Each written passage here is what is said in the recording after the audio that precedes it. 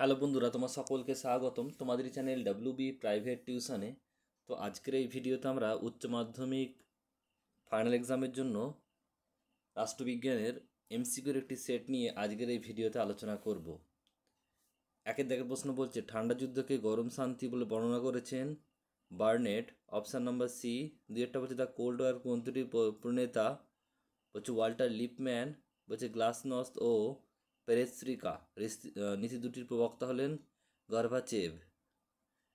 আধুনিক ভারতের পররাষ্ট্রনীতির জনক হলেন জওহরলাল নেহেরু। বলছে লিন চিপলিন এর অর্থ হলো কি অপরিহার্য অঙ্গ। ভারতের নো ফার্স্ট স্ট্রাইক এই পরমাণু নীতির প্রধান রূপকার হলেন অটল বিহারী বাজপেয়ী। সম্মিলিত জাতিপুঞ্জের পূর্ববর্তী সংস্থাটি হলো জাতিসংঘ। সম্মিলিত জাতিপুঞ্জ কথাটি প্রথম ব্যবহার করেন রুজভেল্ট। সম্মিলিত জাতিপুঞ্জের উদ্ভব হয় যে সম্মেলনের মাধ্যমে, এটা সান ফ্রান্সিসকো সম্মেলন। নিরাপত্তা পরিষদের মোট সদস্য সংখ্যা 15টি রাষ্ট্র। ভারতের তান্ত্রিক শাসক হলেন রাষ্ট্রপতি। রাজ্যসভা সভাপতিত্ব করেন এটা উপরাষ্ট্রপতি। লোকসভা সর্বাধিক সদস্য সংখ্যা হল 552 জন। রাজ্য আইনসভার উচ্চকক্ষ হল বিধান পরিষদ।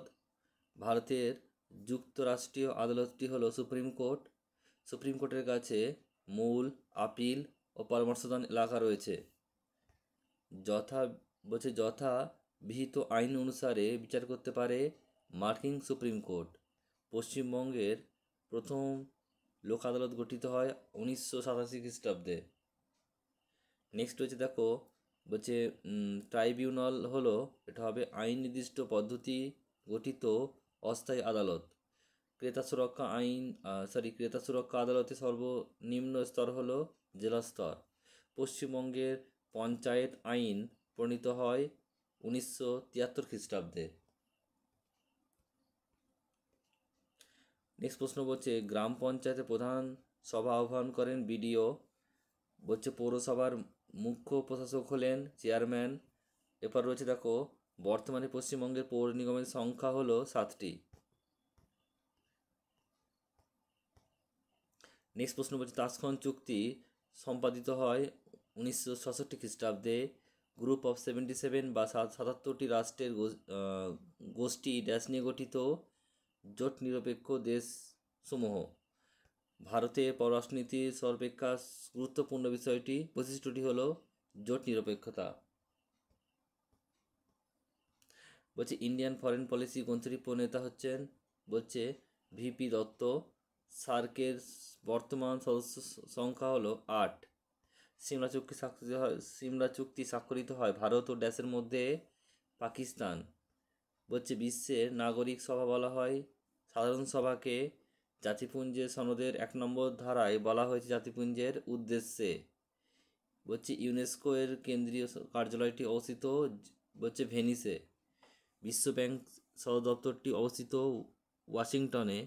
উপরাষ্ট্রপতি হতে গেলে ন্যূনতম বয়স হতে হবে 35 বছর। সংবিধানের 163 1 নম্বর ধারায় স্বেচ্ছাধীন ক্ষমতা প্রদান করা হয়েছে রাজ্যপালকে।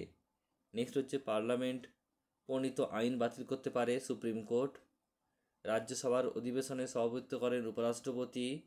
ভারতের প্রথম লোক আদালত গঠিত হয়, এটা হবে 1982 খ্রিস্টাব্দে। আইন নির্দিষ্ট পদ্ধতি অনুসারে বিচার কার্য সম্পন্ন করে ড্যাশ বিচার বিভাগ, মার্কিন যুক্তরাষ্ট্রের বিচার বিভাগ। ভারতের সর্বনিম্ন আদালতের নাম ন্যায় আদালত। সুপ্রিম কোর্ট নাগরিকদের মৌলিক অধিকার রক্ষার জন্য 32 নম্বর ধারা অনুযায়ী হচ্ছে লেখ জারি করেন, এটা হবে 5টি। বলছে ভারতীয় জাতীয় কমিশনের সভাপতিত্ব করেন, এটা সুপ্রিম কোর্টের কর্মরত তথা অবসরপ্রাপ্ত বিচারক। ভারতীয় সংবিধানের ব্যাখ্যা কর্তা ও রক্ষক হলেন সুপ্রিম কোর্ট। গ্রাম পঞ্চায়েতের প্রধান সভা আহ্বান করেন ব্লক উন্নয়ন অধিকারী বা বিডিও। পরেরটা রয়েছে কলকাতা কর্পোরেশনের বলছে সপর্ষদ মেয়রদের সদস্য সংখ্যা 12। জেলা পরিষদের প্রধান কর্তা হলেন বলছে সভাধিপতি। কলকাতা কর্পোরেশনের প্রধান সভাপতি সংস্থা হলেন বলছে সপরিষদ মেয়র।